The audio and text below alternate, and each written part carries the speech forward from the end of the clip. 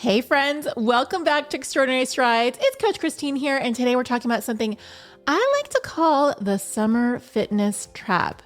You know the one. Summer starts to peek around the corner, the days get longer, the sunshine lingers, and suddenly we convince ourselves that this is going to be the season where everything gets magically easier. We imagine more time for walks, more time for our long runs, more time outside. Of course, we think that there's like this beautiful bounty of summer harvest, so we'll have more colorful meals. And of course, we're gonna get our hydration and our stretching done, right? And not to mention that strength training. But somehow a fully balanced life with chilled watermelon waiting at the finish line is kind of what we envision. Well, that's a great vision. And I'm not saying that it's not possible, but tends to happen that summer actually shows up, and it's already been knocking on the doors of many of you. The heat is aggressive before the sun actually even comes up. The humidity is doing unpaid emotional labor. It's definitely playing the starring role here in Florida. The rain rolls in exactly when you plan to run, and I know this to be the case because I have guided messages from you, from quite a few of you saying, hey, I was going to go out for my run, but it's raining right now. Travel weekends start multiplying, kids need rides to camp, work schedules shift, office workloads often get heavier because everyone else is on vacation, so they are putting it on your to-do list. And suddenly that I'll have more time in summer plan starts to look a little unrealistic. So today we're going to talk about how to rescue your summer before it runs away with your momentum. Now, this isn't about being stricter. This isn't about cutting out every fun thing. This is not about being the most disciplined person in the room while everyone else is enjoying ice cream and pool time. This is about how to add support, how to add smart movement options, how to add hydration, protein, fiber. I mean, it's a lot, right? Adding snack strategy, flexibility, but also how to really make this fun by leaning into friends, community, and structure. So with that said, my friend, this is also at the very heart behind Camp Run Amok, my 30-day virtual summer camp experience that kicks off June 1st. Camp Run Amok is built for runners, walkers, run walkers, movers and shakers, and grown women who want consistency, community, cabin team fun, weekly wellness focus, audio runs. The list goes on and on and on. Just you have to trust me. This is truly a fun adventure that you don't even have to pack your gear for, and you don't need to worry about mosquito spray. But this episode is not just a commercial laced up in hiking boots, my friend, or trail running boots. This is going to be a very practical summer survival guide. So hang out with me here because we're going to talk about heat, humidity, how much slower you should plan to go this time of year, how to split those long runs without feeling like you failed, and how to keep movement going when you travel, because fitting wellness into office days and kid camp logistics can feel like a lot. And this is really going to help you to make fitness feel fun enough that you actually want to keep showing up. So if you haven't already, let's get laced up. Let's get out there. And of course, let's talk about rescuing our summer one smart, sparkly step at a time. One of the biggest summer traps is believing that more daylight automatically means more time. And technically, yes, absolutely it does. The sun is hanging around longer, but your actual life may not really feel that much more open. Later sunsets can mean later dinners. It can mean later bedtimes. I know that so often happens. Longer social evenings, more family activities, more travel days, and more I'll just do it after this one more thing moment that currently turns into bedtime. Again, I get it, right? It's such a wonderful time of year and you want to make memories. But that can also mean that your schedule gets a little wonky because the day may look bigger from the outside, but inside your actual schedule, well, every hour already has some sunscreen fingerprints on it. That is why summer consistency cannot depend on the fantasy of unlimited time. It's just not going to happen. Your energy isn't going to magically appear just because there's more daylight hours. Because summer also feels the way transitions feel. In the fall, winter, and spring, there may be firmer anchors around work, school, training, meals, or bedtime. But in summer, those edges blur. One week looks vastly different from the next. One weekend that can turn into a mini trip, and then one late night becomes 3. And then, of course, late nights mean that those morning workouts are a little bit easier to skip. And then you get into the, I'm just going to restart on Monday loop. Again, trust me, I hear this frequently. The challenge is not that summer is bad for fitness. The challenge is that summer asks you to build consistency with very different tools than the one that you use through the regular schedule of fall and winter and spring. So instead of assuming that you're magically going to have a whole lot more time, start by assuming that your time will need more protection.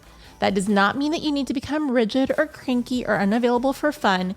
It means you decide ahead of time what matters enough to keep it in the mix. And maybe it's 3 movement days a week. Maybe it's a daily walk, or 2 strength sessions per week, 1 longer run, or really focusing and prioritizing hydration before your lunch. The point is not to try to do all of it. The point is to choose what helps you feel most like yourself, help you feel like you are making that continued investment and traction into your fitness and your schedule.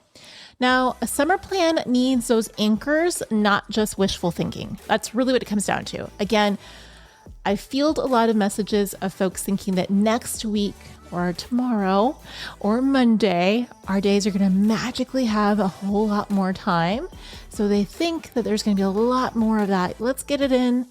We can do in 5 workouts next week. We could do 6 workouts next week.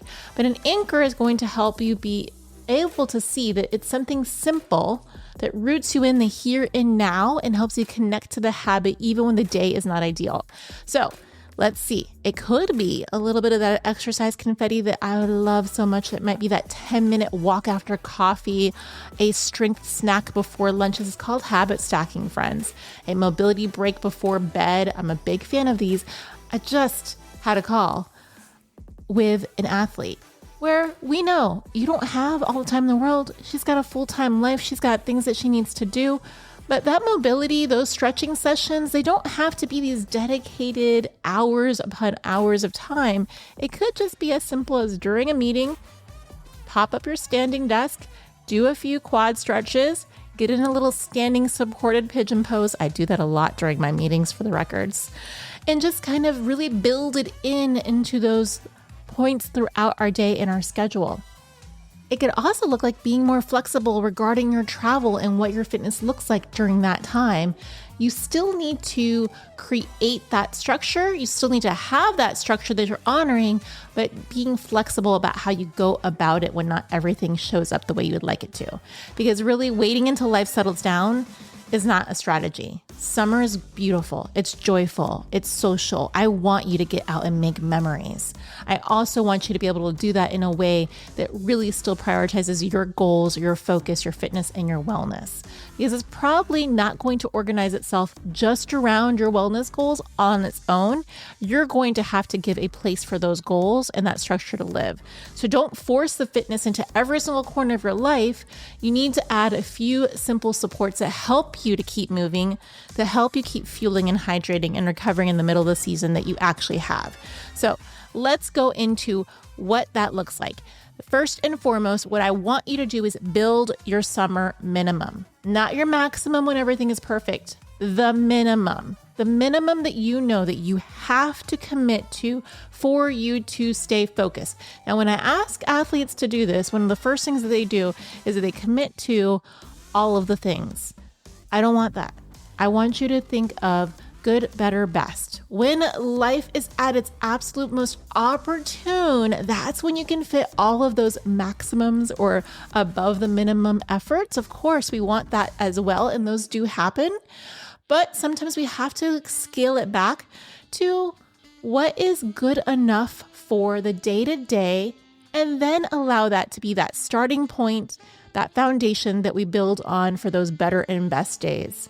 What that may look like is that you decide that every day I'm going to get in 10 minutes of a walk. Every day I'm going to prioritize my hydration before lunchtime.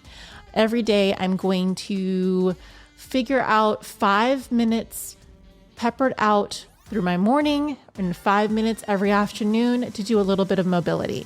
Because what you want that minimum, that summer minimum to be, is that even on a messy day, I will find a way to support myself. It's quite literally the antidote to the all or nothing thinking that will stick you in that perfection trap of not getting anything or any traction going. Your summer minimum should be small enough that it almost feels too doable. Let me let you settle in with that again. It needs to be where you almost think it's not enough. In this world where we want to do the 75 hards, or we want to do these really tough challenges where we're doing it all, and yet we feel defeated when it doesn't happen on the third or fourth day, I want you to think of what can I do, what can I commit to that feels almost easy. The point is, if your minimum movement promise is 60 minutes every day, it's likely going to fail the moment travel, heat, rain, or work chaos. And let's not forget that summer sickness that enters into the chat room one way or the other. But if your minimum is 10 minutes of intentional movement, you have options. You can walk, you can stretch, you can do mobility, you can complete a strength snack, you can march in place, you can take a short run or walk. That allows you to build off of it. If you're having those days where you're just lacking in motivation, but you are saying, yes, today I'm going to honor my summer minimum of getting in my 10 minutes, you may find that 10 minutes on that run or 10 minutes with your yoga can stretch a little bit longer. You're feeling a little bit better about it. So exercise confetti is going to be one of those most useful summer strategies. It removes the pressure of needing one perfect block of time. 5 minutes here, 10 minutes there, a walk around the block, squats while dinner heats up, or mobility while the coffee brews really does create a strategy that helps keep you moving. And let's not even talk about the fact that exercise confetti is just basically a really fun way of approaching NEAT, which is non-exercise activity thermogenesis. And anyone who is at all thinking, I would like to have maybe a bit more of just overall wellness, or you're looking at prioritizing how you maintain your weight, it comes through NEAT, that non-exercise activity thermogenesis, which we just like to make it a little bit more fun and call it exercise confetti around here. Just keeping your body moving without those dedicated blocks of runs or strength training. And just like you can create minimums around your movement, you can do that for your hydration, nutrition, and your recovery. Your hydration minimum might be that you want to just confirm, like you get a glass of water every time you get a cup of coffee. Or it might mean that you have a protein minimum that you focus on. This is actually a conversation I had with one of my girlfriends earlier this week, where she said that she knows she needs to get in more protein, but the thought of 100% tracking all of her macros just seems like a slippery slope for her that she doesn't want to go down. Okay, I see you, my friend. We don't have to get into a MyFitnessPal. We don't have to get into a calorie app and track all of the things. But if what you know is that you need a focus on more protein, can you just do a quick mental math and look at making it something that you add 30 grams of protein for your breakfast, lunch, and dinner? That right there is a great way of just making it a summer minimum without it being overly complicated. How can you add it in a way that works well for you? And if you're thinking 30 grams for 3 meals sounds like no way that's a minimum, that's my maximum. Okay, can you start with committing to 30 grams of protein for lunch or 30 grams of protein for dinner? Think about how it works for you. It's going to look vastly different for different people that are listening to this. But what can you do to make that commitment? Instead of just wishing about it or thinking about it, how can we commit to a minimum that works well for us? For me, I particularly will always love having a focus on protein and fiber throughout my meals, which for me looks like adding more produce or adding in just intentional protein sources.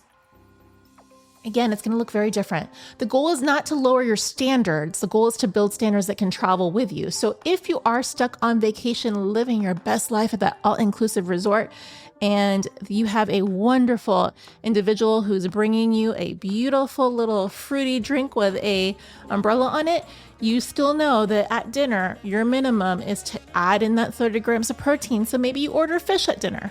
Or maybe you already had your water earlier in the day, or you're going to commit to drinking a glass of water every time you have a fruity cocktail. Who knows? Maybe it looks like you're going to just have a mocktail. But again, making it work with the enjoyment of summer is really how we're going to get into this. And why that works is because what it does is it really, again, I'm going to reiterate, you cannot get stuck in this all or nothing. It minimizes that all or nothing. Instead of saying, screw it, I've already had 4 fruity cocktails, I'm just going to go all out and indulge. It lets you have a pocket of a baseline, a guideline, a guide rail, if you will, to just make sure that a part of how you are structuring your vacation or your travel or those days that are a little bit more flexy or loosey-goosey still has a pocket of wellness that continues to help you to move the needle to where you want to be. Also, there's a lot of beauty of just having routine and structure. So it lets you pack that routine and structure in a really easy, flexible way. So again, I feel like the minimum, that good, better, best, and focusing on what can we do day to day that is good enough no matter what the day throws our way, helps to act as a safety net. So it's not our maximum. We could always go a little bit higher if the day allows us to, or we choose to. But the reality is that at least it lets you have something that you set your guidelines and you set your standards on so that you can keep moving up. All right, my friend, this is the hardest one. This is the one where I feel like I'm fielding every single one of my athlete check-ins during this time of year is truly I hate running. I'm too slow. It's too hard. It's just not fun when it says hot, when it says humid. I feel like I've lost all my fitness. It's tough. Summer running is going to ask a lot differently from you. It's going to ask for a different kind of confidence. It's going to be the confidence that you're going to have to use that doesn't come from I'm able to crush all of my workouts at all of my paces that are assigned to me. It is more about having that confidence of I'm going to keep showing up. I'm going to keep being consistent. I know that the weather is going to do what the weather's going to do and I can't control it, but I can control my mindset. I can make my adjustments to protect my efforts and to keep me on the trajectory of working towards my goals. So let's talk about what that looks like. When the temperature climbs and humidity enters the chat, it's here in Florida year round. Your body has to work harder to cool itself. I think we know that, right? That means your heart rate is going to spike a little bit sooner. Your breathing is going to feel more labored, especially when you feel like you're filtering out that humidity, that wetness from the air. And your usual pace is going to feel incredibly spicy, even when you're not doing anything wrong. So this is where I want you to know this is not a moral failing of you and your running. This is just the way that summer physics work. It's science, my friend. It's not drama.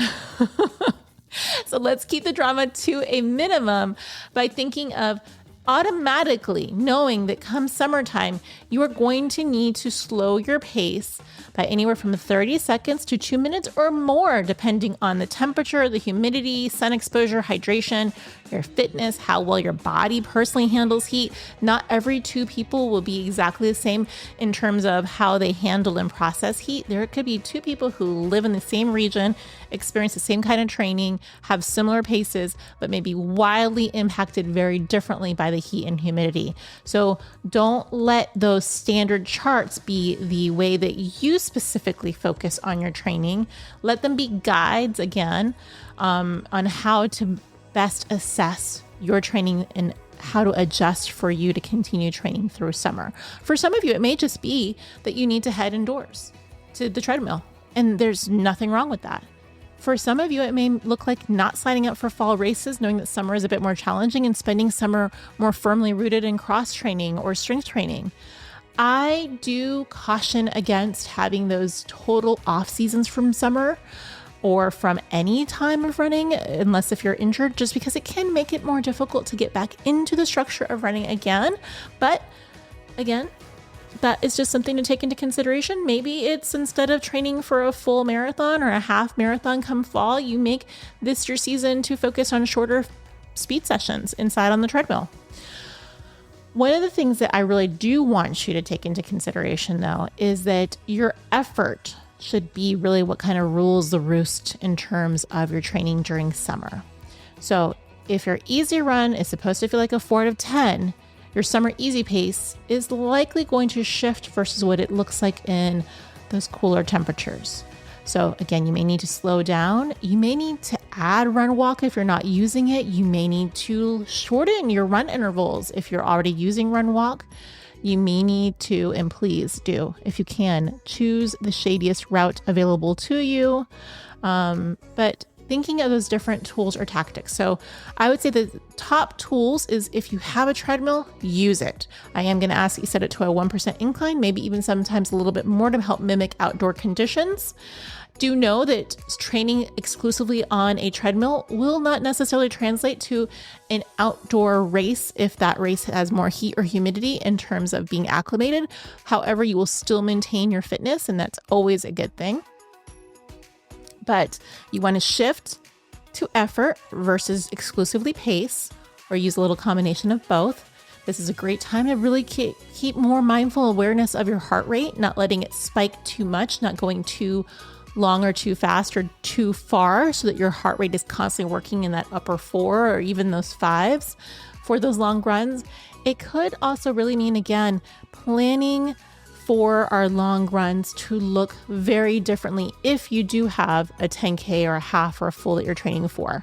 So let's talk a little bit about how you can do that.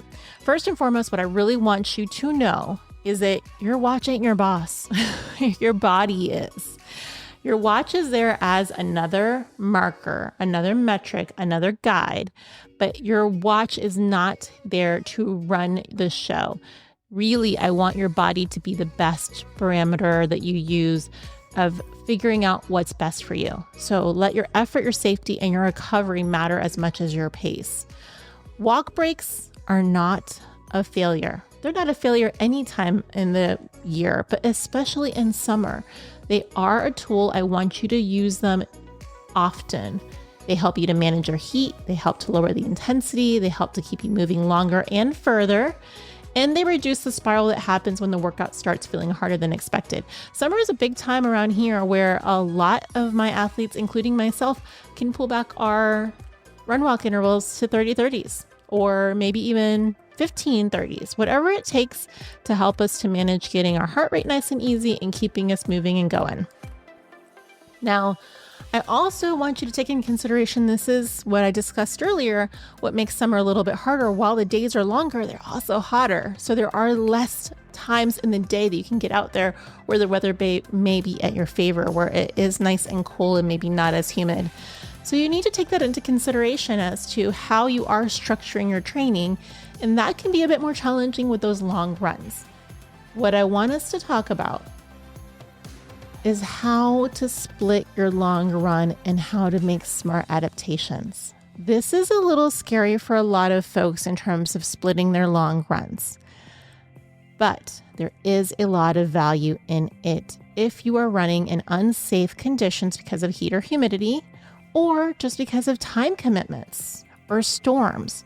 So I want you to hear this as well. Just like I said that walking breaks are not a failure, splitting your long run is not a failure. There are ways to make it smart and even strategic. I want to let you know here that a split long run is still going to support your endurance, especially when the goal is overall time on feet. It also helps to support your aerobic volume and maintaining consistency. For example, if you have 8 miles planned, you might want to do that early wake up, do 5 miles early in the morning as soon as it starts to get really warm or hot, or just that you know that you don't have enough time. You're going to go back out there in the evening and you're going to head off and finish up those 3 miles later on the treadmill maybe, or maybe you do get outdoors, but it's a little bit cooler of a window. If you're training by time instead of mileage, you might do, let's say 60 minutes outside and then 30 minutes later as a walk or a run walk or an easy spin. You do want to, if at all possible, when you are splitting your long run, do the larger segment earlier and then the shorter segment later. I've trained very successfully for multiple races this way. Marine Corps 50K and Sydney. I swear by the split long runs. I've had athletes that have had some of their best, strongest marathon training seasons and actual strongest training from splitting their long runs. It is a viable tool to use. Now, when should it not be used? If you're training for your first endurance race, it could be a little challenging for you to see how splitting your long run will pay off for you on the race course that day. There's a lot of that mental need to know that you can go the distance. So you may be judicious as to how you use it. Potentially you just pepper it in when you have to because of travel commitments or, again, unsafe weather conditions, maybe once or twice throughout that training season. Maybe it's not something that you do every single week. However, there are ways, again, to kind of pepper it in regardless of what you're training for. Now, one of the ways that I can tell you that if you do not want your split long run to feel like it's because it's a failure, that you just couldn't go the distance, you just couldn't hang, the best way to do it is plan for it. Be strategic about it. Know that this is part of what you are doing. So decide ahead of time which part is supposed to be accomplished. The first part really needs to be your main endurance block, done early while the sun is still pretending to be polite. It doesn't pretend to be polite around here at all. But the second part could potentially be that you know that you're going to do that more as like a lighter, easy movement, more recovery pace miles on the treadmill, and really in your mind define what that looks like before you even lace up, before you even put your training clothes out or your gear so that you're ready to go the next morning. Now, another thing that happens that you should take into consideration between fueling and cooling between those two sessions, please don't stay on your sweaty clothes all day long. Change out of those wet, gross, soggy clothes. Cool your body down. Eat something that has a really good ratio of carbohydrates and protein. Rehydrate. See, my friends, I'm doing a little bit of that pigeon pose right here as I'm recording this. We really can hop in mobility no matter where we're at. But that supported pigeon pose, if you don't know what I'm talking about, it is so good. Okay, but you want to eat something with carbohydrates and protein. You want to rehydrate. You want to consider electrolytes if you sweat heavily. Do not treat the second session like punishment. Treat it like it's truly just part 2 of a training day that you were smart enough to modify. What I love about splitting my long runs. I am more intentional and more aware of my nutrition and my hydration between those split long runs than if I would have just gone out and done my, let's say, 18 miles at one fell swoop. The reason being is because I know that I still need to be very mindful of my food intake because I'm going to be running later that day. So I know that I need to fuel appropriately. I know I need to hydrate appropriately. I also know that that spicy margarita that's calling my name may need to wait until I'm completely done with my training cycle or my training session. Maybe not a great kind of cool little idea to have a spicy margarita in between those two sessions. So again, it gives me that added impetus of staying the course towards my longer term goals. And I think if you use it strategically, it could work for you as well. Now, again, there are some things to take into consideration before you add this in every single week. I would say that it should be on when the conditions really align for you to try it out, unless if you're working specifically with a coach that has those parameters in place for you. So one of the things that you could look at is the heat index, if it's above a certain level. Stormy forecast, maybe because there's some tropical storms lingering or two. Travel timing, this works really well for vacations, for the record. Or again, a family schedule that makes just a full block unrealistic. That happens a lot this time of year as well. So decide ahead of time what you need, create that guideline, that minimum, remove some of that emotional drama. You are not giving up. You're choosing the version of training that keeps you moving forward. Now, we did talk quite a bit about how to split the long run, but what we didn't talk about is how do we make this long run or any of these workout aspects really super fun? Fun is going to be part of the strategy. And if you can't say that it's going to be fun or exciting, you at least need to make it where you know that it's somewhat rewarding during the process, not just afterwards. And utilizing fun as part of your long run training or any of your training is going to be truly one of the best strategic tools you can use in your toolbox when it gets to getting things done. It's not just fluff. It's actually not the opposite of discipline. For many people, fun is the reason they keep coming back long enough for consistency to take root. So if you're having trouble with consistency, fun may be at the real foundation of what you need to add more to. It could be that you need to really change your mindset about movement feeling like punishment or another thing on your to-do list, because when it does, it becomes easier to avoid. So movement needs to be feel connected. Maybe you need to connect to music, community, curiosity, play, encouragement, a little bit of sparkle. I've mentioned several times that for my long runs, I really, really like to split them up into loops. If I'm going into one structured long run, again, let's use 16 miles as an example. Instead of running 8 miles out and 8 miles back, I will do 4 loops of 4. And I use my car as my aid station. And in my car, I will have a cooler that has all of the fun that I could always want. So it has hydration for me to refill my bottle with. It has maybe some chilled watermelons, some chilled orange slices. Always here in Florida, I will also pack a change of socks, a change of shirt, another pair of running shoes for when it gets soggy in those long runs because I sweat quite a bit. It also can be a little bit of calling some of your local run clubs, finding out when they meeting up with them for an extra bit of community and fun, or texting your bestie, letting them know that you're going out for a run and seeing if maybe you guys could just send each other fun things that you find along the way during your runs if you're doing it from virtual or afar. For me, again, another great way of doing it is to plan my long runs around places of interest, points of interest that kind of allow me to have a little bit of extra joy throughout the process. So here in Florida, pretty easy where I'm at.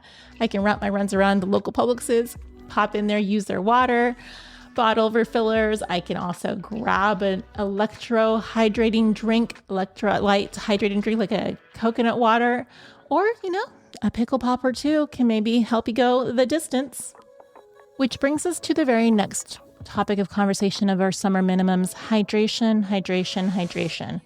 If you really want to make your workout feel more difficult, if you want to feel like you have less energy, if you want to feel more tired, if you want to feel more sluggish, if you want your heart to have to work harder to pump blood while you are getting in activity, then by all means skip this section and don't worry about your hydration game. But if you do want more energy, if you want to be able to cool your body more effectively, if you do want to feel a little bit more energetic throughout your day-to-day, then this is truly going to be foundational. It is truly one of the most simplest approaches that you could have to your support and your structure for summer. Now, why I said simple, I did not say it's necessarily the easiest, because we tend to forget, and also because our bodies are still demanding more fluid because we're sweating more, it can be harder to actually get it in, right? So when you are working out during summer, and I already mentioned your heart rate's a little bit higher potentially, you're also sweating more, that impact can show up as more headaches, fatigue, crankiness, dizziness, poor recovery, poor sleep, or those runs and workouts just feeling harder. So hydration is, and I've said this before, I'm going to say it here again, it is not something that you do only during your workout.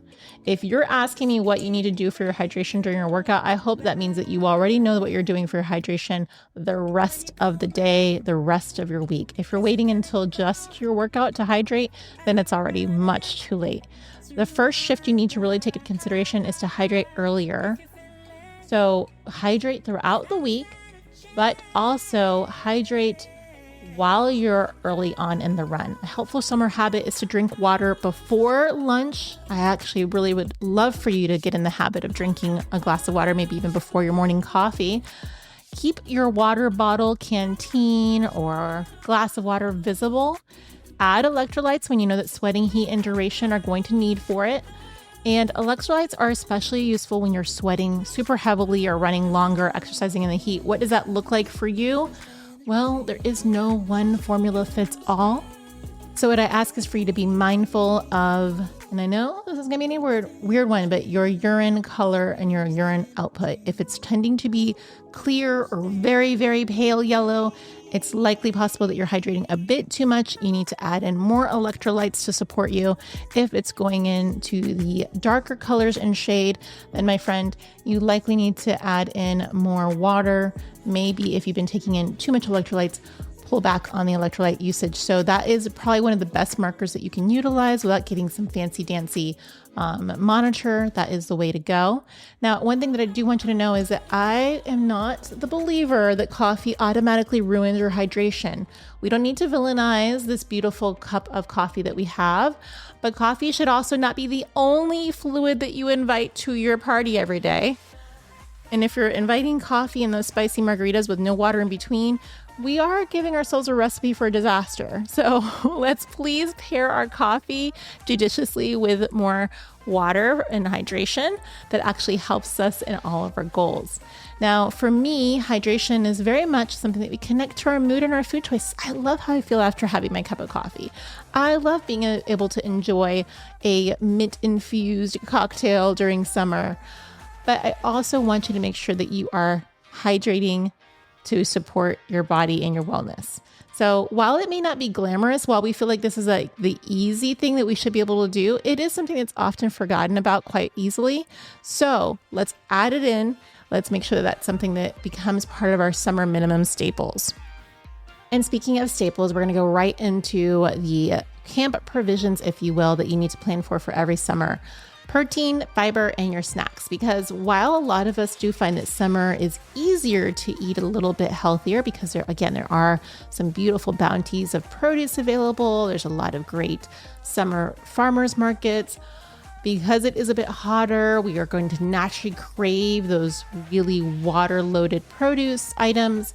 It also brings along, like I've mentioned, more travel, more mini little outings because everything is nice and you want to get out there and enjoy the day or the area. Also brings in a lot more summer barbecues. It brings in a lot more summer parties, pool parties, and those vacations can all be pretty sneaky. So again, creating your summer minimum regarding your nutrition, super beneficial, thinking of adding in that protein, that fiber, and even how you are judicious about your snacks throughout the days and the months ahead with it. So I want you to know that protein is especially important for you if you're running, if you're walking, strength training, or trying to maintain energy through a full summer schedule. It does not have to be something that you are aiming for a huge amount of protein that you are disciplined every single second and you're writing it down. I don't want you to be paranoid about it, but I do want you to make those choices that help you. So Greek yogurt, eggs, cottage cheese, protein smoothies after those summer runs are so wonderful, especially if you add that coconut water into it with some really beautiful produce. Oh, such a great way. Turkey, sausage, tofu scrambles, protein oats. There's so many beautiful ways to get in our protein. We know it's kind of like the buzz. There's nowhere that you can go now that doesn't have protein splashed all over the wrapper somewhere. But thinking about where to get it in and how to really keep that showing up for you. And then fiber, we're hearing more about now, which is wonderful, but fiber is that quiet powerhouse that helps you in every aspect. So you're going to get that from fruits, vegetables, beans, lentils, whole grains, nuts, seeds, and of course, those higher fiber carbohydrates. This helps to help you feel full, helps you with your digestion, helps you with steadier energy. So a great way of having that is thinking of like, maybe how do I add more veggies to my sandwich? Or how do I add chia to my Greek yogurt in the morning? Or how do I get in a little bit more fruit for those snack strategies? So thinking ahead of how those minimums can be set up that best work for you, because I don't want you to think of removing all of the summer fun. This isn't a time for you to completely say no to ice cream, to say no to all the cookouts or no to vacation dinners. But it does mean of how we can still really judiciously add these other components in so we can still have that bit of fun throughout our summer. And last but not least, making our travel fitness actually work for us. I automatically want to break out in song of Let Me Show You the World with our magic carpet ride. But that's the beautiful thing of summer. There is more travel, whether you're doing road trips, you're having more staycations, or you are heading overseas or internationally or doing air travel. It can throw a crimp into your day-to-day. So what we want to do is think about how you can get those workouts in during your travel fitness. Maybe what it looks like is that you are more active during your travel or vacations. You're booking those excursions if you're on a cruise. You know what ahead of time the hotel gyms set up and what it looks like. Or you've got a few YouTube videos that you've got in your back pocket that you use for whenever you're traveling that you can do with just body weight. So I like to pack the resistance bands. I have them literally right next to my desk at all times so I can use them in between my sessions, or again, easy to find for me to pack up. But maybe if you're doing a road trip, it might mean that you're packing a jump rope or that you're packing a kettlebell. So again, thinking of how to make that happen in those little pockets. It could look like when you're on a road trip where when you stop at a rest area that you're jumping rope for 5 minutes, or you're doing some squats, or you're getting out and walking around the parking lot. But of course, again, what the goal is just to get it in a way that works for you and still allows you to make those beautiful memories of your vacation. And last but not least, it is those office days, juggling your schedule.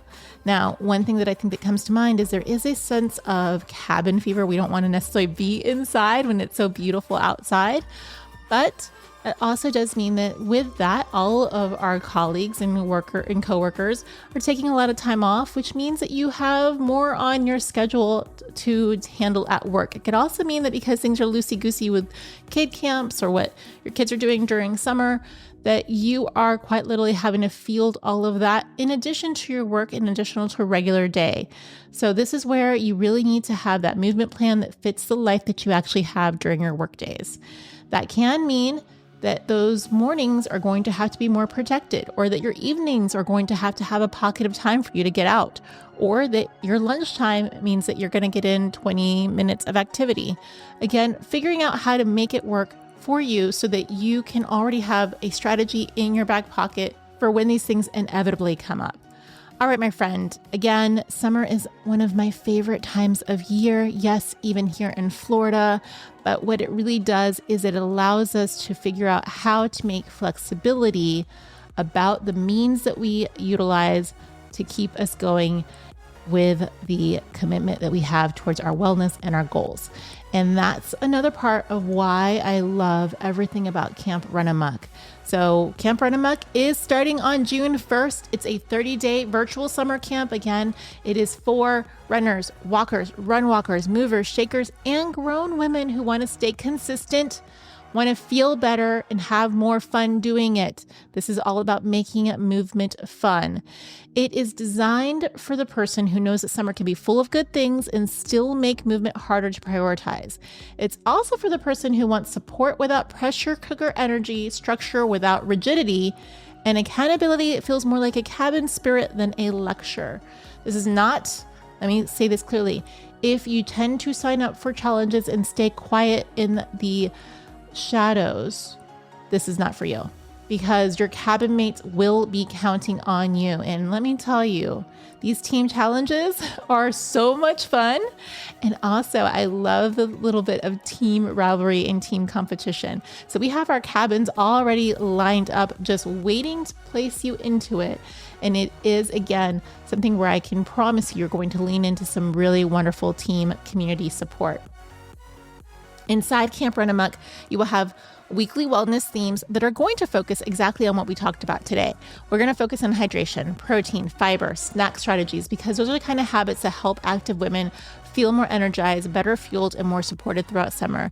You're going to receive weekly audio runs, curated playlists. We're going to have lots of camp badges, lots of cabin team competition, group coaching support, and weekly prizes with one grand prize winner. The challenge is built to give you a reason to show up, a team to cheer with, a playful structure that makes consistency feel less lonely. And I want you to really think of this as a grown woman summer camp, but with much better playlists and no mandatory canoe test.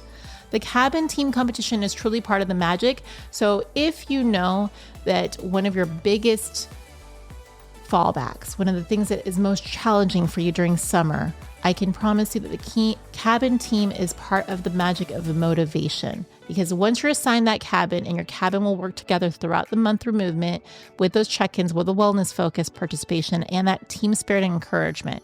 So you do not need to be the fastest person. You don't need to do every single thing perfectly.